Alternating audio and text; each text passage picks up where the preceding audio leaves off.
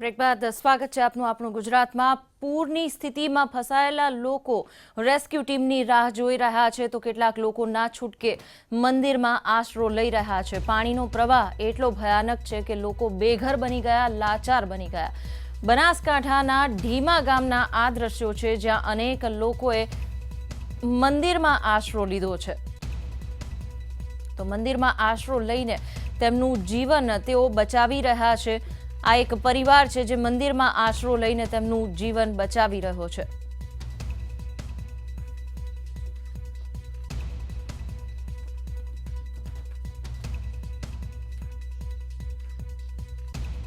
તો એક તરફ રેસ્ક્યુ ટીમ બચાવ કામગીરીમાં છે તો બીજી તરફ તબાહીના શિકાર બનેલા લોકો માટે ફૂડ પેકેટની વ્યવસ્થા પણ કરાઈ છે। તંત્ર ઉપરાંત સેવાભાવી સંસ્થાઓ તરફથી પણ લોકોને મદદ કરાઈ રહી છે અને આ ફૂડ પેકેટને જરૂરિયાતમંદ સુધી પહોંચાડી રહી છે એનડીઆરએફની ટીમ। તો બીજી બાજુ કેટલાક લોકો પણ સ્વૈચ્છિક રીતે મદદમાં જોડાઈ રહ્યા છે અને જ્યાં સુધી પહોંચી શકાય ત્યાં સુધી તેઓ મદદ પહોંચાડી રહ્યા છે। ફૂડ પેકેટ્સનું વિતરણ આ રીતે કરાઈ રહ્યું છે।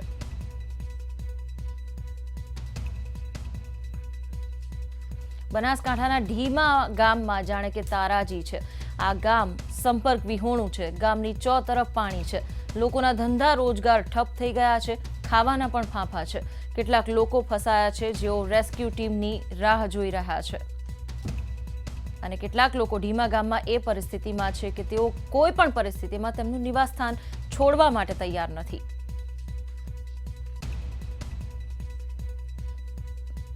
દરેક સિક્કાની બે બાજુ હોય છે। એક તરફ કુદરતી વહાલ તો બીજી તરફ કુદરતી પ્રકોપ। આપ જોઈ રહ્યા છો ભારત પાકિસ્તાન બોર્ડરનું છેલ્લું ગામ ઢીમા જે વરસાદી પ્રકોપના બદલે એક બેટમાં ફેરવાઈ ચૂક્યું છે।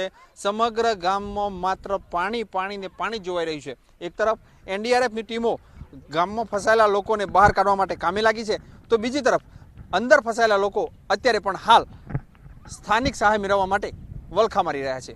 જોવું રહે છે કે સ્થાનિકો ક્યારે બહાર આવી શકે છે।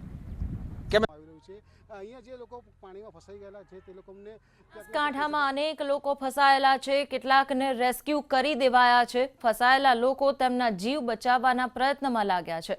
કેટલાક લોકો સુધી રેસ્ક્યુની ટીમ પહોંચી છે તો કેટલાક સ્થળો પર હજુ પણ બચાવની ટીમની રાહ જોવાઈ રહી છે। લોકો સલામત સ્થળે પહોંચવા માટે ફાંફા મારી રહ્યા છે।